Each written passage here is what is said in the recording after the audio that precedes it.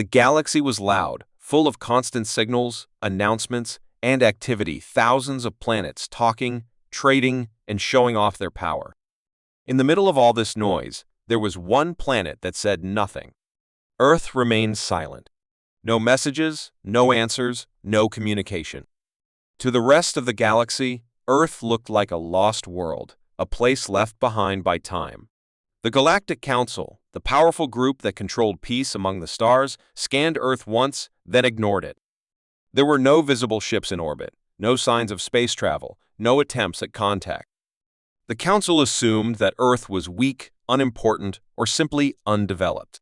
Many species joked about the mute planet at diplomatic gatherings, calling it harmless, backward, and irrelevant. But what they didn't know was that Earth's silence was not because of weakness, it was because of choice. Beneath Earth's surface, under deep mountains and far below the oceans, something very different was happening.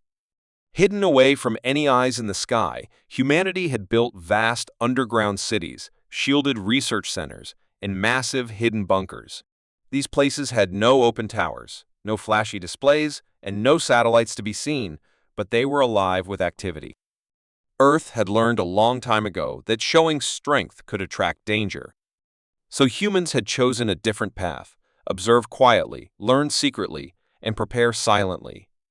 Their telescopes, far more advanced than anyone guessed, were watching the stars for years. Their hidden sensors picked up every alien signal. Human scientists studied these signals, cracked alien languages, mapped out political structures, and even identified dangerous species. The galaxy thought Earth was sleeping, but Earth had never closed its eyes. In these quiet cities, the greatest minds of humanity worked together like never before. While the galaxy celebrated flashy weapons and colorful uniforms, humans focused on building things that could stay hidden until needed. Stealth drones floated in orbit, invisible to regular scans. Artificial intelligence managed deep defense systems buried under layers of rock. Earth had developed technology that could destroy a fleet in seconds, but no one knew because they had never seen it. All this was part of a single plan, a plan so old that even some leaders of Earth didn't fully understand it. It was called Project Last Dawn, and it had only one purpose: to keep humanity alive if the galaxy ever turned hostile. Generations came and went, and Earth's silence continued. Some young alien races asked why Earth never joined the Council, why they never shared ideas or resources. But the older species always answered the same way: they are not ready. They are weak. They are watchers, not players. And so the silence became a myth, a background detail in the grand story of the stars. Some alien historians even wrote that Earth had lost the ability to evolve, that humans were trapped in their own atmosphere, unable to reach beyond the sky. But far below, in a dark control room, a human officer watched a blinking red light on a long-forgotten console. A signal had been received, weak, broken, but unmistakable. A human colony ship, traveling on the edge of the galaxy, had sent a distress call. Then, silence. The officer didn't panic. Instead, he reached for a secure communicator and spoke 4 simple words: Project Last Dawn, wake up. Across the Earth, lights turned on in places thought to be abandoned. Ancient machines, hidden under museums, farms, and even city streets, powered up with quiet hums. Massive generators, larger than buildings, roared to life under frozen mountains. Pilots who had never flown before but trained all their lives were called in. Soldiers who had lived as civilians received messages on their private devices: report immediately. These people were not surprised. They knew this day would come. All of them had been trained for it since birth. To outsiders, they looked like normal citizens: teachers, farmers, engineers, but they were something more. They were the shield Earth had kept hidden, and now the shield was rising. In orbit, one of Earth's hidden stations opened for the first time in 100 years. The camouflage plates covering its structure peeled back, revealing a sleek, dark shape. It wasn't just a ship, it was a command center, loaded with powerful weapons and scanners that reached halfway across the galaxy. From there, orders were sent. Earth's fleet, quiet and invisible, began to move. They did not light up the skies. They did not announce their presence. They moved like shadows, fast and quiet.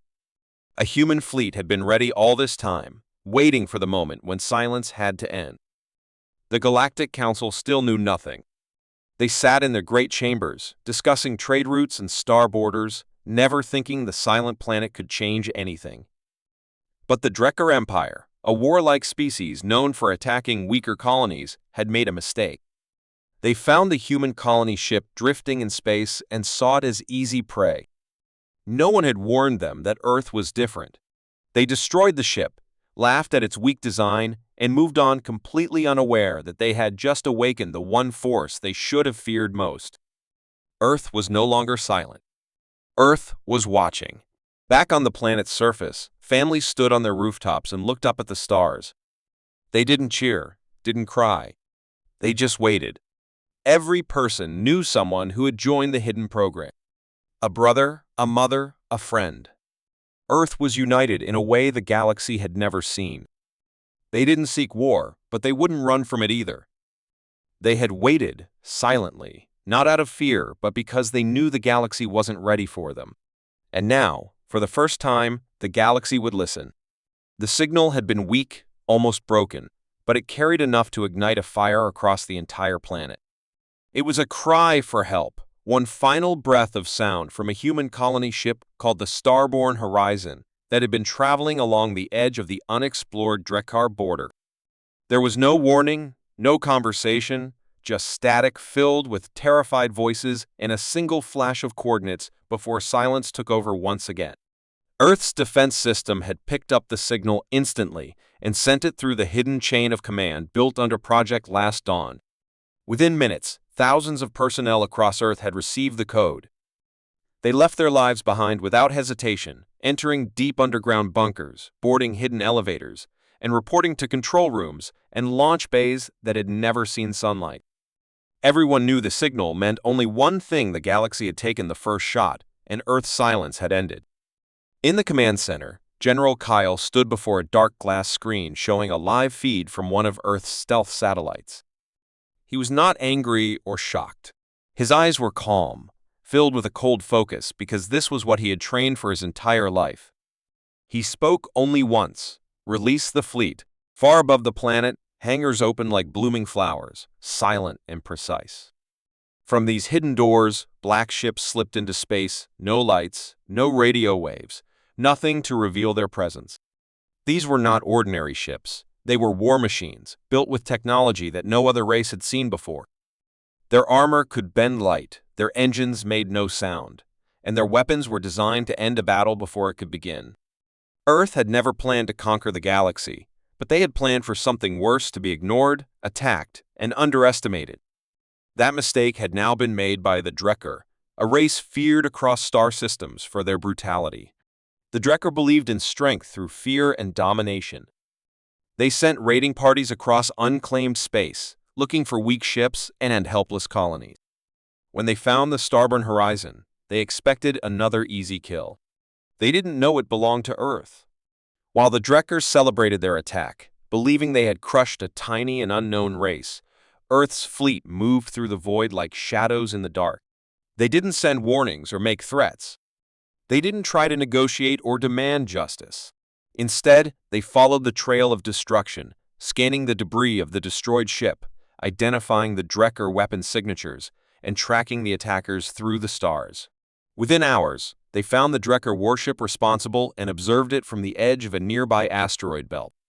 Aboard the alien ship, the Drekker crew relaxed, completely unaware they were being hunted. That confidence ended when the ship's alarms began to scream. One by one, systems shut down. Engines failed. Lights blinked out. Their communications turned to static. Then came silence, and after that, fire. The Earth fleet struck with precision, disabling every escape route, locking the ship in place, and sending a warning shot that melted a hole through the center without destroying the rest. It was a message, not an execution. A voice from Earth's lead ship, the Revenant, came through on all channels, translated into the Drekker's language. You attacked our people. We are not what you thought. This is your only warning. Panic spread through the Drekker command. They tried to respond with their nearest fleet, But Earth had already seen the movement and launched a second wave of ships before the Drekker even finished planning. The human response was not just fast, it was overwhelming. Drekker vessels were ambushed in space lanes, weapon silos mysteriously exploded, and their listening posts went dark one by one. Earth was not fighting to win, they were fighting to show what silence had been hiding. Across the galaxy, old races began to notice something was wrong. Trade routes flickered with strange disturbances. Communication relays on the edge of known space went offline. Rumors of a dark fleet moving without sound spread like fire through the markets and stations. The Galactic Council began to take notice, but they had no idea who was behind it. Earth had not revealed its name. They were a shadow striking at those who had mocked them for decades. Inside the control room of the Revenant, Commander Ayla monitored each attack with steady hands. She was born in the hidden cities, trained in battle theory since childhood, and had never set foot on the surface. For her and others like her, Earth's silence had always been a test, a challenge to prove that strength didn't need to be loud. Now that the test was over, she would deliver Earth's truth to the galaxy. Her face remained still as new reports came in, Drekker outposts destroyed, fleets retreating, and surrender signals being received. Still, Earth did not respond. No treaties. No messages. No applause. Just silence and victory. This strategy confused the other species. Normally, after such battles, victors demanded rewards or recognition. But Earth only watched. It was not conquest they wanted. It was respect.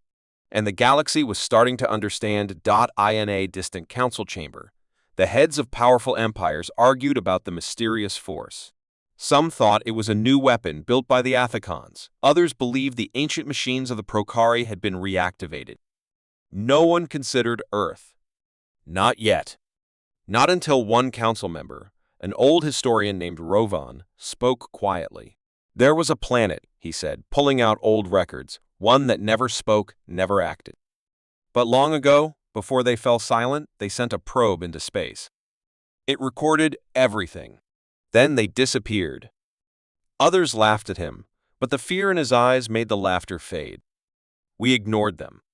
We thought they were gone. But what if they were only preparing?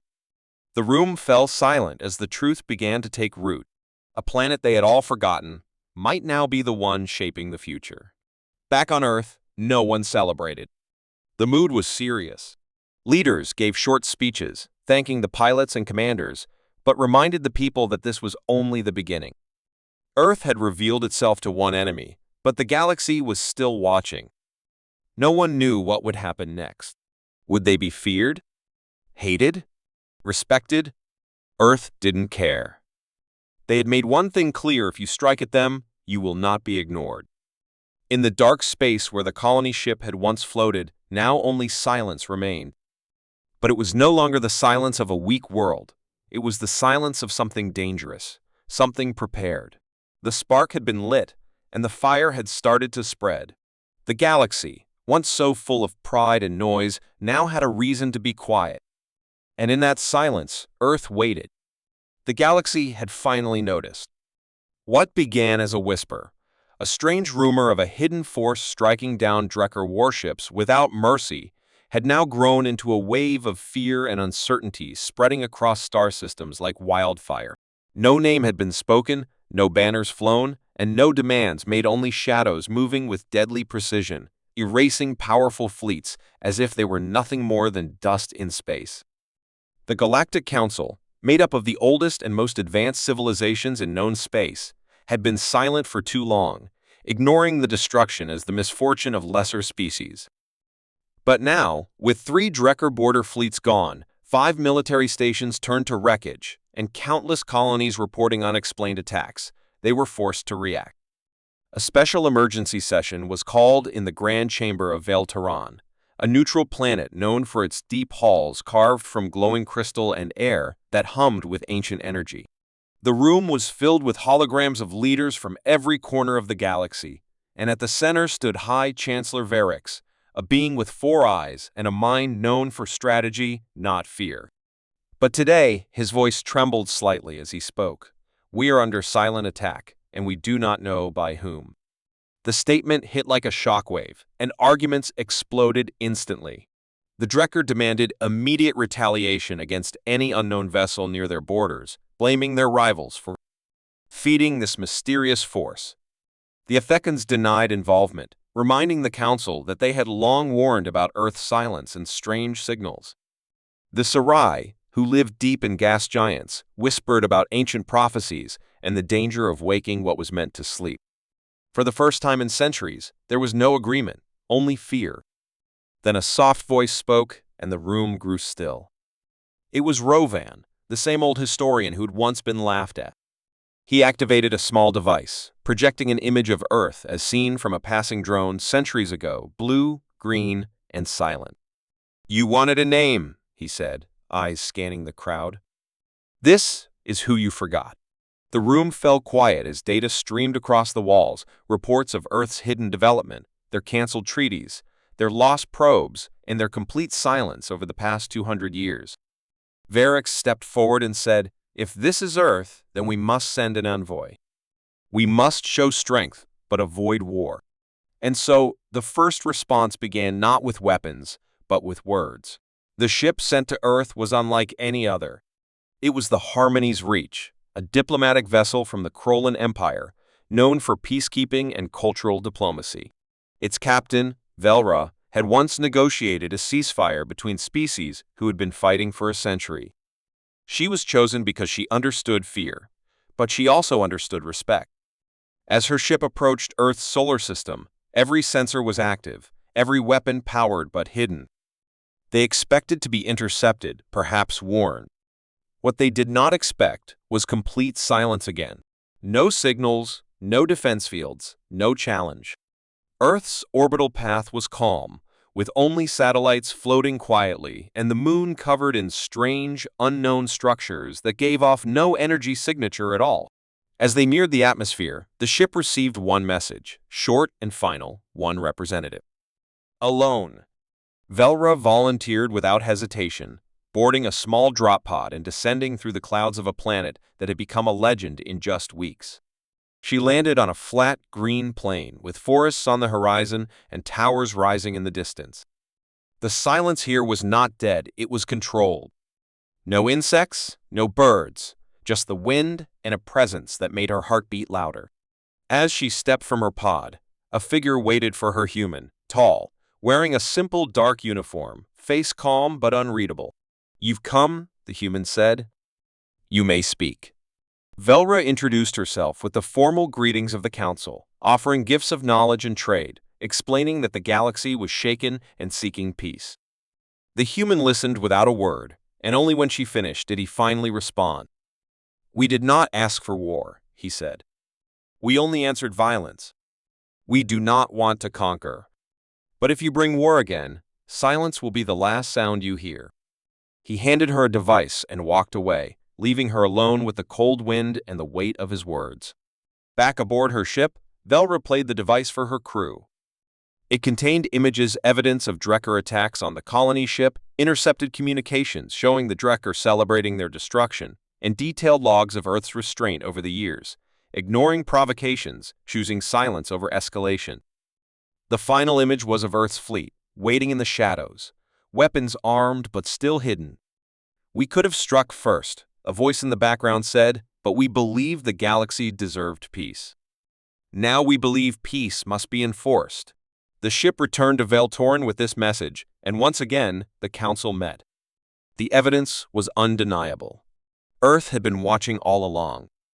They knew everything. Every border violation. Every treaty broken. Every insult whispered in the dark. And yet, they had said nothing until now. The room fell into panic again. Some called for peace and immediate talks. Others screamed for war, claiming Earth was a threat to all life. The Drekker, humiliated and furious, demanded revenge.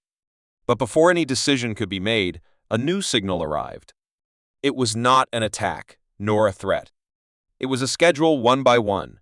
Earth would send a representative to each of the major powers, not to ask for alliances, but to explain what came next.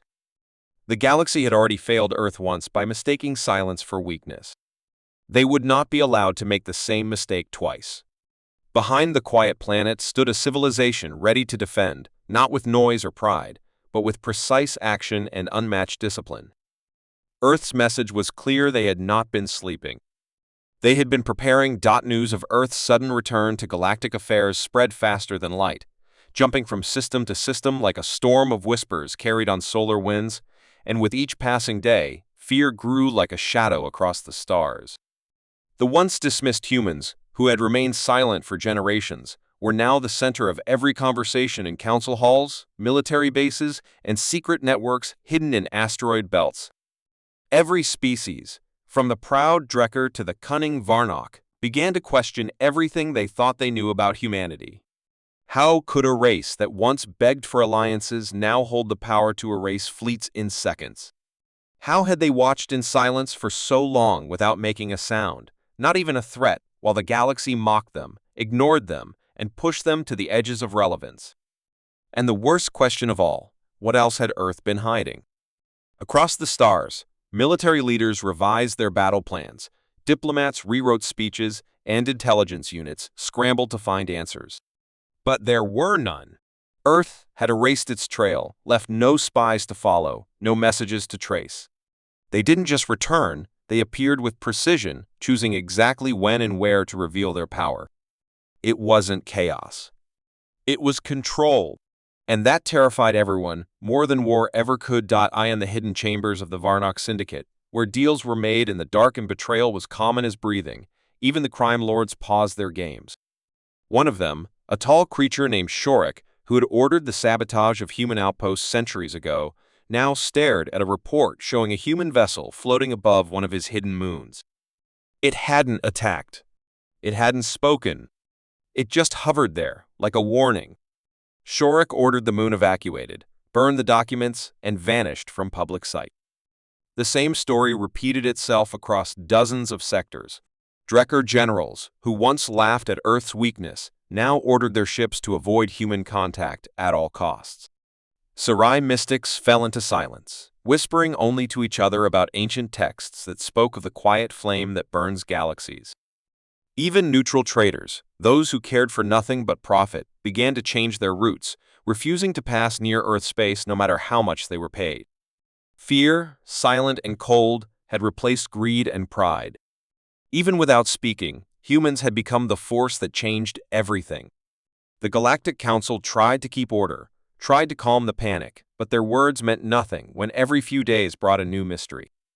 A Drekker battleship would vanish near a previously ignored system.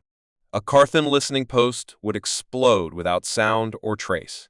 A secret biological lab experimenting on captured humans would go completely silent, no alarm, no escape, just gone. It became clear that Earth wasn't just responding to open threats. They were punishing old crimes, settling old scores, and sending one clear message to the stars. You were watched, and we remember. The only communication the galaxy received came through unexpected channels, hacked systems, brief recordings, and unexplained images showing ruins of stations, empty fleets, and sometimes a human symbol burned into metal walls with perfect precision. It was not war in the traditional sense. It was a lesson written in fear. And the galaxy was reading it with trembling hands. On the distant world of Arelon Prime, a place of peace, culture, and learning, students gathered in fear around old teachers who spoke of human history as if it were myth. Some remembered stories of Earth's old wars, their strange bravery, and how they never stopped even when outnumbered. But now, those stories no longer sounded like fiction. A single human scout ship had been seen entering orbit above Arelon, scanning and leaving without a word, and yet that brief visit had caused the Planetary Council to cancel all public events, increase patrols, and prepare shelters. No threat had been made, but fear didn't need threats anymore. The galaxy had learned something important. The most dangerous enemy was not the one shouting, but the one that watched silently until it struck with perfect timing. And Earth. Who hurt them? Others believed that silence itself was the weapon, and humans had already declared war long ago, only now choosing to reveal the truth. Among the chaos, some even admired the humans, calling them the hidden flame or the silent judges, treating them like a force of nature rather than a people. And in a way, they were right. Earth didn't act like an empire or a military machine. It acted like something older, something deeply patient, something that never forgot. I in the cold space near the center of the galaxy, where stars were born and light itself moved slow, a council ship floated quietly, hidden behind a dying sun. Inside it, 12 of the most powerful leaders met in secret, not even trusting their own governments to know they were there. Their topic was simple and terrifying. What if humans do not stop? One suggested reaching out with full surrender. Another said they should prepare for a preemptive strike, though no one knew where to aim. One of them, an old warrior named Jakar, spoke softly. We made a mistake. We saw Earth's silence as weakness. But it was strength. We shouted, and they listened. We attacked, and they waited. We planned, and they prepared. And now they act. No one answered. There was nothing more to say. The stars were filled with voices, but the loudest power among them was still the one that said nothing at all. The silence that had once protected Earth had become its greatest weapon, and now, as the galaxy trembled in confusion and fear, the humans chose their moment to speak.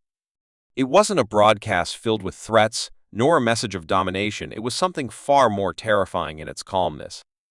On thousands of communication networks, screens flickered and shifted, no matter how secure or hidden, showing the image of a single human standing in a dark room, eyes steady and voice low. You wanted to know why we were silent, the voice said. Because we were watching. We were learning. And we were waiting for the truth to show itself. That one message was repeated in every major language, across every species, and behind it was not a demand or a weapon, but files, thousands of files, gathered over decades, maybe centuries, containing secrets that no one ever expected to be revealed. Hidden war crimes, betrayal during peace talks, experiments on captured humans, sabotage of Earth's early attempts to join the galactic community. It was all there, cold and undeniable. The galaxy had been exposed. And for the first time in history, it had no words. The files didn't just name individuals. They named entire governments, long-trusted alliances, and powerful corporations. Each revelation was more shocking than the last. The Varnock Syndicate had funded pirates to destroy early human colonies. The Drekker High Command had authorized attacks while smiling during peace ceremonies.